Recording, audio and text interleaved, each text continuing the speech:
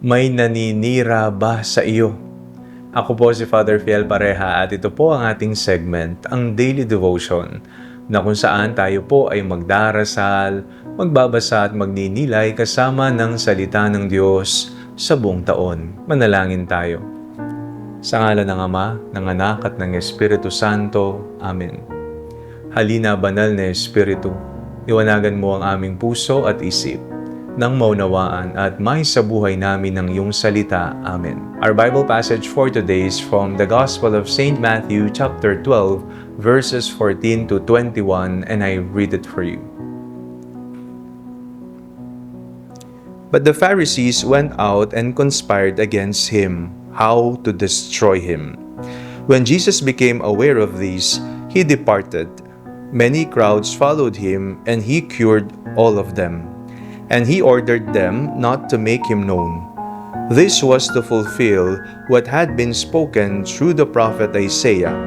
Here is my servant whom I have chosen, my beloved, with whom my soul is well pleased. I will put my spirit upon him, and he will proclaim justice to the Gentiles. He will not wrangle or cry aloud, nor will anyone hear his voice in the streets. He will not break a bruised reed or quench a smoldering wick until he brings justice to victory.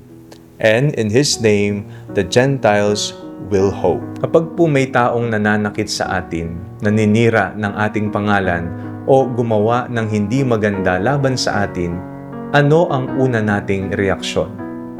Madalas gusto po nating gumanti. Gusto nating patunayan na tayo ang tama. Minsan naman, hindi tayo gumaganti sa salita o gawa. Kinikimkim natin ang galit at hinahayaan itong manatili sa ating puso. Napakahirap ipagdasal ang taong naging dahilan ng ating pagluha. Sa Ebanghelyong nabasa, nagtipon ang mga Pariseo upang pagplanuhang ipapatay si Jesus. Isipin natin yon. Si Jesus ay nagpapagaling, nagtuturo ng pag-ibig at gumagawa ng kabutihan, ngunit ang isinukli sa kanya ay inggit at puot. Kung tayo marahil ang nasa kanyang kalagayan, baka ipinakita na natin ang ating kapangyarihan upang patahimikin ang mga kaaway. Ngunit iba ang puso ni Jesus. Hindi siya gumanti, hindi siya nakipag-away. Umalis siya roon at ipinagpatuloy ang kanyang misyon ng pagpapagaling at pagmamahal. Inilarawan siya ng propeta Isaias bilang lingkod na hindi nakikipagtalo o sisigaw, at ang bagbag ng tambo ay hindi niya babaliin. Sa halip na maghasik ng galit, naghasik siya ng awa. Sa halip na maghiganti, nagpatuloy siyang magmahal. Ito po ang paanyaya sa atin. Hindi natin kontrolado ang ginagawa ng iba sa atin. Ngunit kontrolado natin kung paano tayo tutugon. Hindi madaling ipagdasal ang taong nanakit sa atin. Ngunit kapag ipinagdarasal natin sila, hindi lamang sila ang pinapaubaya natin sa Diyos. Pinapalaya rin natin ang sarili nating puso mula sa galit at kapaitan. Ang panalangin para sa ating mga kaaway ay hindi nangangahulugang sang-ayon tayo sa kanilang ginawa. Hindi rin ibig sabihin na wala ng pananagutan ang gumawa ng mali.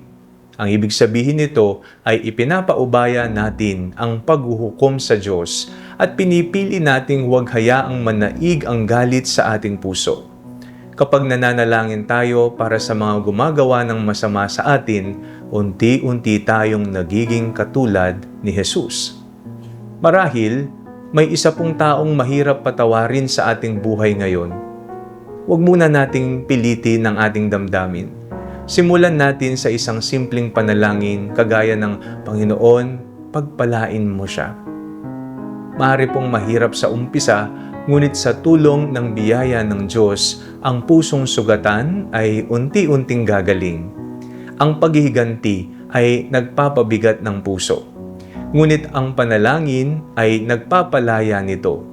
Kapag ipinagdarasal natin ang mga gumagawa ng masama sa atin, hinayaan natin ang pag-ibig ng Diyos ang magkaroon ng huling salita, hindi ang galit.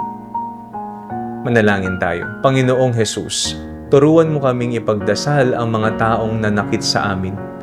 Pagalingin mo ang aming sugatang puso at punuin mo ito ng iyong awa upang matutunan naming magmahal tulad ng pagmamahal mo sa amin.